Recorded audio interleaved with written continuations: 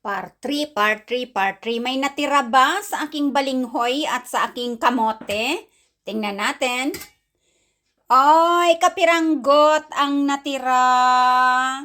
Ayan, mabuti naman at kinain ng dalawang palanggingging ko ang kamote. Mas masarap para sa kanila yung kamote kasi matamis. So, ayan na lang ang natirang balinghoy para na lang sa akin yan. At syempre, ilalagay ko dito yan sa aking natira din na kamote. Ayan, at ang kalamay. Ilalagay ko dyan. At kakainin ko yan mamaya. Ayan. At dahil walang natira kundi yan, gagawa tayo ng panibagong masarap na naman na makakain ngayong tag-ulan. Here we go! Gagawa ako ng biko. Ayan, malagkit at kalamay na made of sugarcane. Tubo. At syempre, wala akong gata, pero mayroon akong coconut cream. Ayan, kakang gata. Mas creamy ito. Ayan, at ito ang aking gagawing latik. Syempre, lalagyan ko ng water. Kasi very malapot. Ayan o, mayroon ako ditong bukas. Ayan o, may natira kasi na konti dahil nilagay sa piña colada ng aming iha.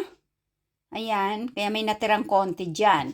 Alright, so gagawin natin. Kaya lang wala pala akong lime. Mayroon ba akong lime leaves dito? At wala rin akong dahon ng saging. Never mind, makakasurvive tayo. Kahit sa plato lang natin ilalagay ang ating masarap na biko kapag maluto na. O, isasain ko na muna. At tayo ay magugora pag lulugay-lugayin na natin ang ating biko. Ayan, nakasalang na yung ating malagkit sa gata. Ayan, sa gata ng niyog. Yung cream, kakang gata, na tinunaw ko siya sa warm water. Ayan, ang ating pinakatubig sa ating malagkit. At habang sinasaing ko yung malagkit sa ating gata, ay gagawin ko naman ang paggawa ng latik dito sa kawaling ito. Ayan na yung ating coconut cream. Ayan. At dahil nga ito ay cream, kakang gata, so lalagyan natin siya ng warm water. Dagdagan natin para hindi naman siya masyadong malapot na ganyan. So gagawin natin siyang parang gata. At yan ay gagawin natin maglalatik. Yan, maglalatik siya. Yan, lang natin, tunawin natin yung coconut cream para mayroon tayong latik. Ayan, nadagdagan ko na siya ng warm water. At gagawin natin syempre na malangis-langis na may latik-latik para sa ating biko. Ayan. Kumukulo na yung ating malagkit na sinaing sa gata or sa kakang gata. Ayan. At ang ating ginagawang kakang gata naman na nilagyan natin ng warm water para sa ating latik. Ayan. Malapit na rin kumulo. At dahil wala naman akong dahon ng saging at dahon ng dayap, tanglad ang aking nilagay. Ayan, ang bango! Tanglad pa more. Mayroon akong tanglad na naka-frozen. Ayan, mula din sa aking halaman. Sa aking halaman. Bango! Mabango na kagad. Tanglad nga naman talaga. Ang bango. Ayan, at ibaon natin ng konti sa malagkit para ma-absorb talaga yung amoy ng tanglad. Ang bango. Plus yung gata, yung kakanggata, ayan malapit nang maluto. Ang ating sinaing na malagkit. Ayan ang bango na kaagad kasi nung magwi-winter na last year, ayan, pinutol ko yung aking mga tanglad. Tapos, frozen ko siya. Para kung magtinola ako, may tanglad ako, diba? Ayan. So, dahil biko ito at gusto ko nang mabango, lagyan natin. Ayan, naibaon na natin yung tanglad sa malagkit na sinaing at i-low fire na natin. Ayan. At ang ating ginagawang latik naman, ay ayan, at kumukulo-kulo na rin siya. O, diba?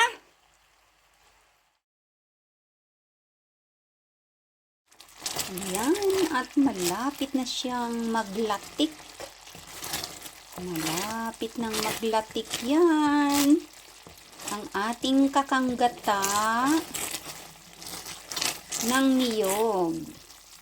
Hintayin na lang natin siya na maglangis at magkulay brown ang latik pa more. Ayan.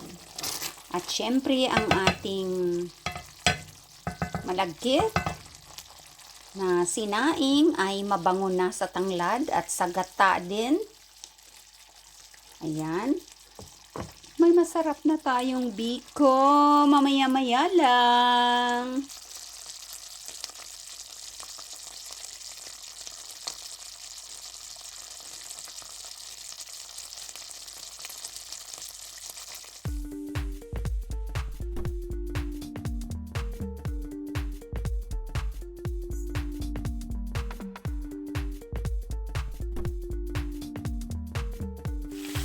Yan, naglalangis na siya at nagpo-form na yung latik.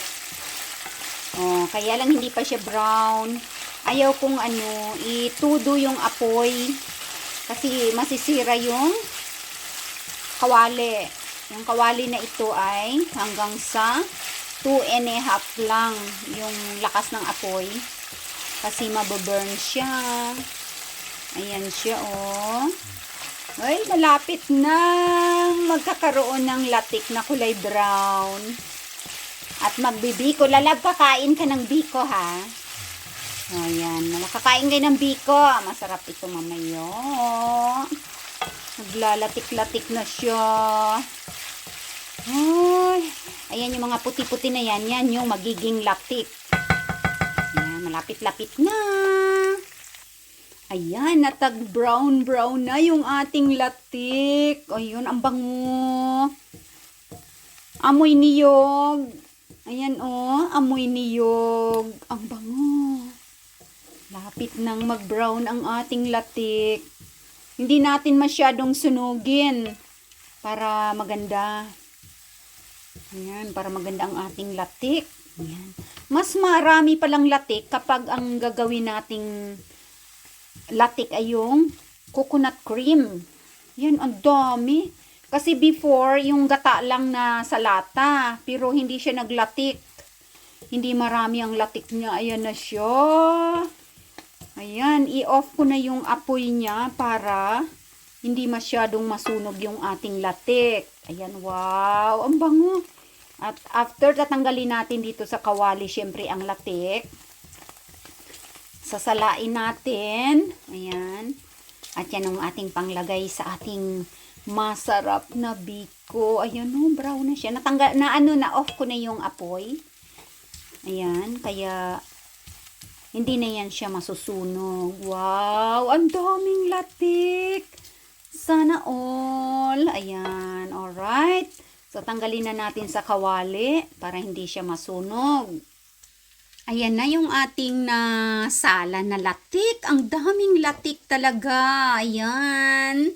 At dahil nga wala tayong tagahawak ng camera, hindi ko na videohan yung pagtanggal ko at paglipat ng ating malagkit sa kawali. Ayan na siya, dyan na siya sa kawali kung saan ginawa ko yung latik at iniwan ko na yung tanglad doon, syempre. Ayan. Ang bango! Ayan na ang tanglad para hindi na siya masyadong matanggal sa kanyang pagkakabungkos at para clear ang ating biko. So, ayan na. At malapit na. Ilalagay na natin syempre ang kalamay. Ayan. Ang tanglad na mabango na magical sa aking biko. Alternate ko yan sa dahon ng dayap kasi wala naman akong dayap. Diba? Ayan. And of course, ang lalong magpapayami-yami ay ang latik. Ayan. At maglalagay na tayo ng kalamay. Ayan. Kalamay pa more. Ayan ang kalamay. At syempre, ang ating halo-halo na naman ito. Ang ating paghalo. Ay hindi ko na mabibidyuhan kasi hawak ko ay 2 sandok. Try natin na maghalo kahit isang kamay. Dahil ang isang kamay natin ay nasa ating camera. Ayan. Mahawak. Ayan. At wow, ang bango talaga. Bakit nga kaya, no? Ang tanglad at saka gata, napakabango. Okay, at haluin ko mabuti muna. Tama na ba ang kulay? Ayan, oh. Tama na ba ang kulay? Napakabango. Mayroon pang mga bilog-bilog na kalamay. Ayan, oh. Pag natunaw lahat yan, saktong-sakto na talaga yung kulay ng biko. Yan, malapit na. Bango ng gata at saka tanglad. Ayan, nakakatakam na naman ang ating merienda ngayon. Sigurado. Kakain na naman. Oh, malapot kasi ang pagsusuman daw, ang paggawa ng biko. Sayang nga lang at wala akong dahon ng saging eh. Dati mayroon ako naka-freezer. Kaya lang nag-empty ako ng freezer. Tinapon ko na. Yan, naka-freezer kasi binibili din ng frozen sa Asian shop. Yung dahon ng saging, ang mahal.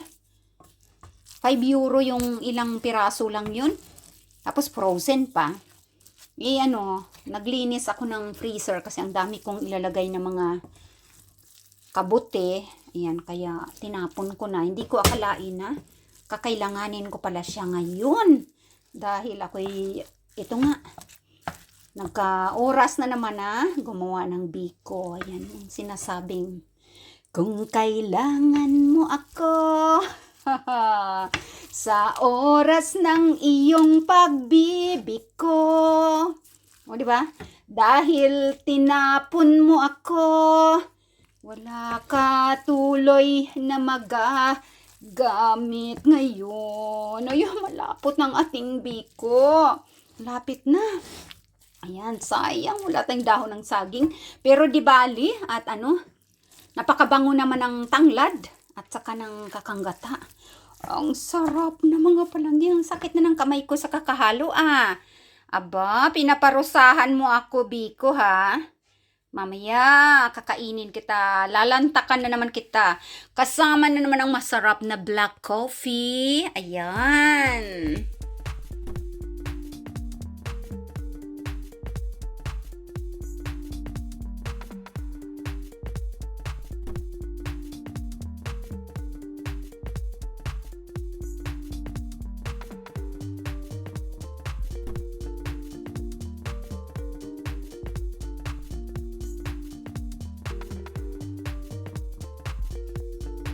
Dahil wala tayong dahon ng saging, so dito na lang sa malaking plato natin, ibubuhos ang ating, ang bigat, ang bigat, ang bigat. Dali, wala tayong tagahawak ng camera, ang ating biko. At, ayan, at dyan natin aayusin. Ayan, ang kalamay na bilog-bilog. Hindi natunaw, narap. Tubo na natin. Ayan, so dyan nataayusin natin ang ating biko dyan. Then, lalagyan natin ng latik. Ayan, at i-flat lang natin. Ang bango, ho. Ang bango. Amoy tanglad at saka amoy gata ng niyog. At saka amoy kalamay talaga. Napakabango. Mas mabango ito pag may dahon ng saging. Yan, at dahil wala tayong dahon ng saging, dito na natin aayusin. Ayan. Oh my God. Nakakagutom na. Oh, okay ba ang aking biko? Oh, marunong na pala akong gumawa ng biko, no? O mayroon pang bilog ng kalamay doon. Bali, magbe-melts na yan. Ayan, salamat syempre sa kalamay ni Labrisa. Kasi, kung walang kalamay at brown sugar lang na dito nabibili, hindi magsasucess yung kulay. Ayan, medyo maputla pa nga ito eh. Kasi hindi ko na dinagdagan ng kalamay kasi masyado namang matamis na kapag dagdagan ko pa ng kalamay. Ayan. Pagkatapos, iano ko siya, hihiwain natin dyan sa plato, syempre. And then, lalagyan natin ng latik. Ayan. Alright, ang kondo. Diba? Bikong-biko ang dating. Kahit walang dahon ng saging. Tama na yan dyan sa napakalaking plato. Ayan, ang ating masarap na biko. At lalagyan na natin ng latik yan. Alright, so lagyan na muna natin ng linya-linya. Siyempre, oras na ng ating paglalagay ng latik. Oho, ang ating latik, ang dami. Ang daming latik. Ayan, at ayan ang ating biko. Lagyan na natin ng maraming latik dyan. Ayan. Ang daming latik pala, no?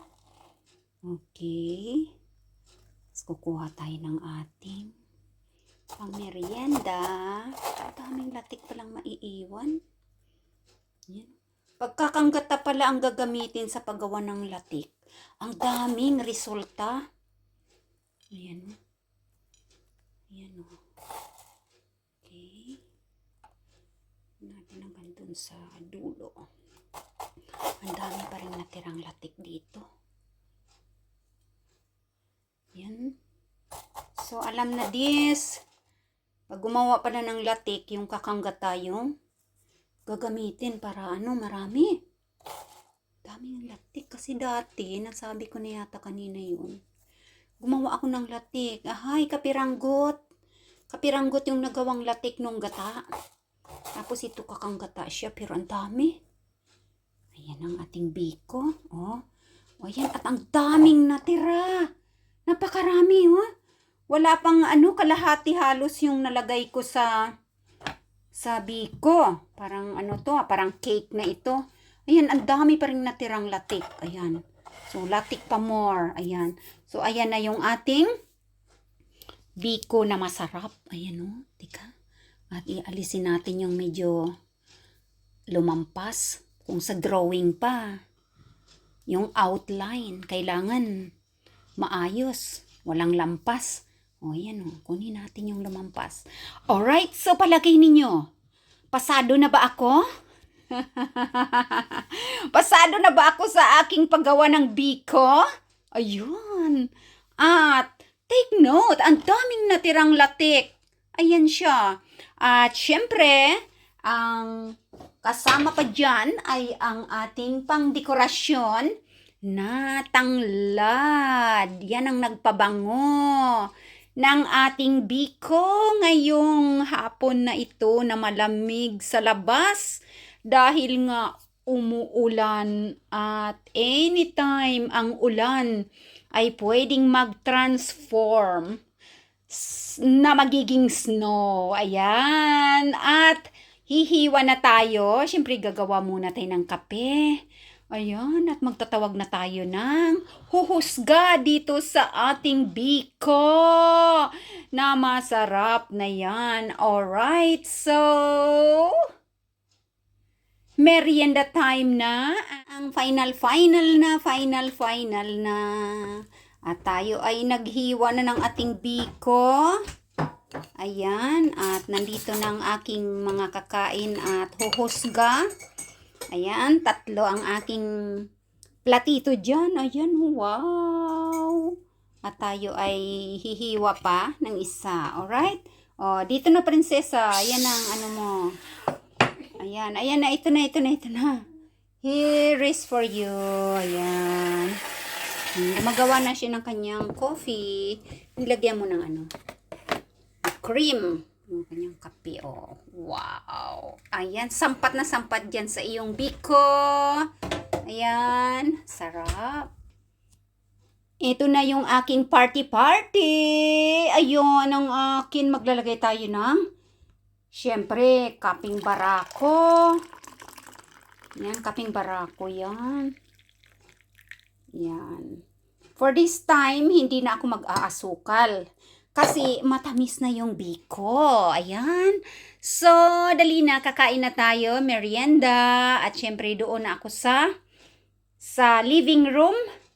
Uupo at magme-merienda. Ayan. So, dali na at kakain na tayo.